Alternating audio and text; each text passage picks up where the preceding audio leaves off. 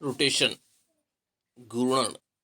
यदि हम किसी वस्तु की या वस्तु को किसी दी गई अक्ष के परिध कोण थीटा से घुमाते हैं तथा यदि घुमाने पर वस्तु अचर रहती है तब वस्तु में घूर्ण सममिति कही जाती है। वस्तु में घूर्ण सममिति के लिए घूर्ण कोण 2 पाई का 1/m गुना होना चाहिए, जहाँ m पूर्णांक संख्या है। क्योंकि 2 पाई घुमाने पर या 360 घुमाने पर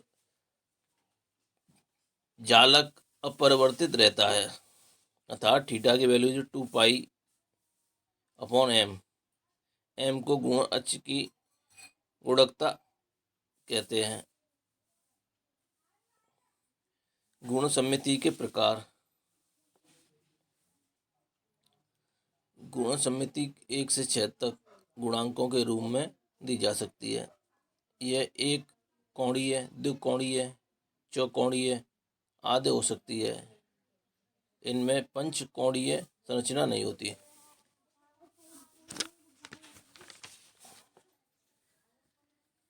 एक कोणीय सममिति यानी m बराबर 1 लेंगे तो थीटा की वैल्यू होगी, तो थीटा का मान 2 पाई अपॉन m है, तो m की वैल्यू 1 रख दो, तो theta equal to over 2 pi upon 1 equal to 2 pi, यानी जो घूमना होगा वो 360 होगा। द्विकोणीय सममिति m बराबर 2 रखेंगे तो theta equal 2 pi upon 2, m की वैल्यू हमने 2 पुट की है तो 2 से 2 कैंसिल हो गया, तो क्या आएगा पाई आ गया, यानी 180 पे होगा। त्रिकोणीय सममिति m बराबर 3 है तो थीटा इक्वल 2 पाई अपॉन 3, तो ये आएगा 120। चौकोणीय सममिति m बराबर 4 पुट करेंगे तो theta equal 2 pi upon 4 equal pi by 2, 90 degree आ जाएगा। षटकोणीय, पंचकोणीय होती नहीं है तो इसमें षटकोणीय सममिति m बराबर 6 पुट करेंगे theta equal 2 pi upon 6 equal to pi upon 3। किसी क्रिस्टल जालक में पंचकोणीय सममिति का विद्यमान न होना।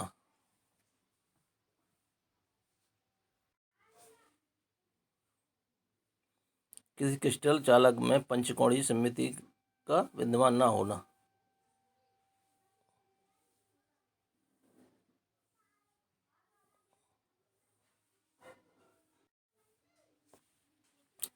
हमने यह देखा कि एक कोणीय, दो कोणीय, त्रिकोणीय, चौकोणीय व षटकोणीय सममिति क्रिस्टल जालकों में पाई जाती है, परंतु पंचकोणीय सममिति इनमें नहीं पाई जाती है। हम ज्ञात करेंगे कि यह क्यों अनुपस्थित रहती है, क्यों नहीं पाई जाती है। तो चित्र में दिखाई रहा है जालक बिंदुओं की एक पंक्ति यानी ABCD को दर्शाया गया है। इस क्रिस्टल जालक का स्थानांतरण सदिश यानी ट्रांसलेशन वेक्टर T तथा जालक में n गुणक गुण सममिति है। क्रिस्टल की गुण अक्ष किसी भी जालक बिंदु A, B, C व या D से गुजर सकती है। अब माना कि यह क्रिस्टल अक्ष कागज के तल के लंबवत है। चित्रानुसार गुणन सममिति कोण थीटा है, जहाँ थीटा बराबर 2 पाई अपॉन m को सममिति गुणक कहते हैं, सिमेट्रिक फैक्टर कहते हैं इसको। चित्र में B को BA के परिध घुमाया गया है। B को BA के परिध थीटा कोण से घुमाते हैं, जिससे कि बिंदु A गुण अक्ष गुणा करके नई स्थिति E में पहुंच जाता है। ऐसा ही CD के लिए होता है। इस प्रकार E और F व AD समांतर हैं, तो चित्र में दिखाया गया है। E और F स्थानांतरण सदिश का n गुणा मानी जा सकती है, जहाँ n एक पूर्णांक है। अतः EF बराबर NT चित्र में दर्शाया गया है। तो BC चित्र में देखेंगे BC बराबर EF equal to BE equal to CF equal to T। अब एक बार फिर चित्र से देखेंगे कि E dash equal to V E cos theta बराबर टी कॉस थीटा तथा F dash E F dash और F equal to C F cos theta equal to T cos theta और E F equal to E E dash plus K E dash F F dash plus K F dash F है। इसको T cos theta value put कर दी हमने, T plus T cos theta, तो यह है E F plus two T cos theta plus T.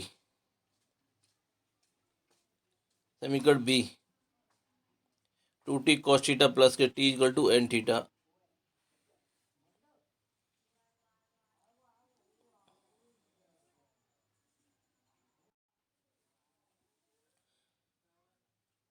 यानी समीकरण बी में जो समीकरण बी दे रखा है ई एफ बराबर एन टी,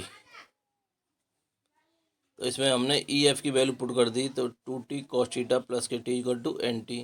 तो यहाँ से कॉस थीटा की वैल्यू निकली N minus one upon two.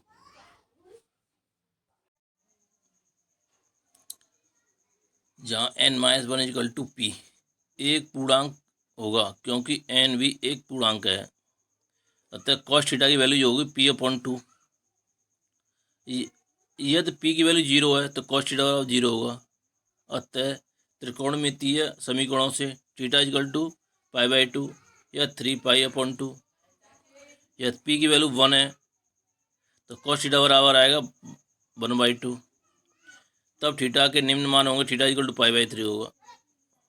यदि इसी प्रकार पी बराबर टू के लिए लेंगे तो कॉस थीटा बराबर वन, तब थीटा इक्वल टू पाई होगा। यदि पी की वैल्यू माइनस वन ले रहे हैं तो कॉस थीटा की वैल्यू माइनस वन प्राप्त होगी हमें, तब थीटा क्या होगा पाई बाई टू, थीटा होगा पाई प्राप्त होगा, क्योंकि कॉस माइनस वन में किसकी वैल्यू होती है पाई की। इस प्रकार उपरोक्त विवरण से हम गुण कोण थीटा के निम्न अनुमेय मान प्राप्त कर लेंगे। यानी जो मान प्राप्त हुए हैं वो थीटा के लिए two pi pi pi two pi upon three pi by two pi upon three वह जीरो है। सम्मित गुणक थीटा इक्वल नहीं M equal to two pi upon theta था, यानी theta equal to pi upon M था। जैसे हमने एम की वैल्यू निकाली तो एम बराबर टू पाई अपॉन थीटा। अब हम भिन्न भिन्न कोणों पर सम्मित गुणक ज्ञात करते हैं।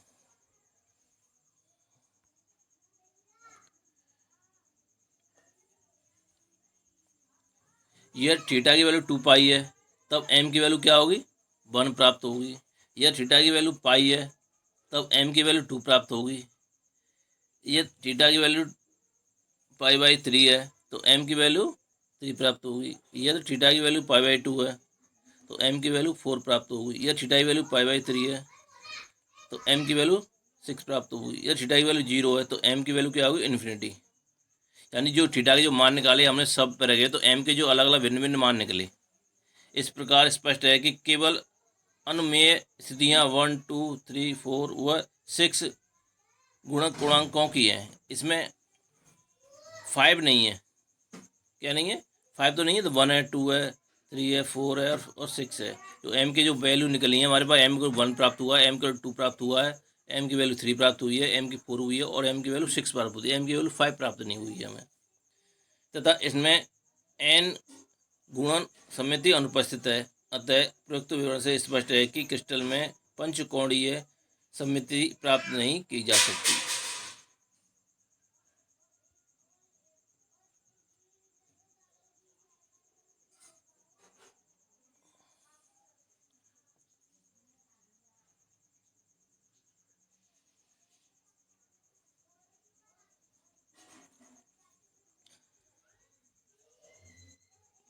परावर्तन समिति एक ऐसा तल जो किसी वस्तु को दो समान भागों में बांट दे, तब वस्तु में उत्पन्न समिति परावर्तन समिति होती है। चित्र में CD के परित परावर्तन समिति है।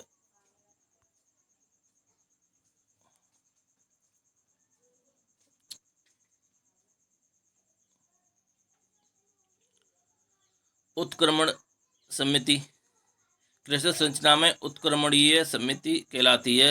यदि वेक्टर आर स्थिति वेक्टर पर स्थित प्रत्येक जालक बिंदु के लिए माइनस के वेक्टर r क्रिस्टल वेक्टर पर भी जालक बिंदु हो, अर्थात उत्क्रमण के बाद किसी बिंदु के दोनों ओर समान दूरी पर परंतु विपरीत दिशा में वही स्थिति प्राप्त होनी चाहिए। अर्थात यदि कोई जालक सदिश capital R U A plus के R B प्लस के W C है, तब इस सममिति प्रक्रिया के बाद यह निम्न रूप में होगा।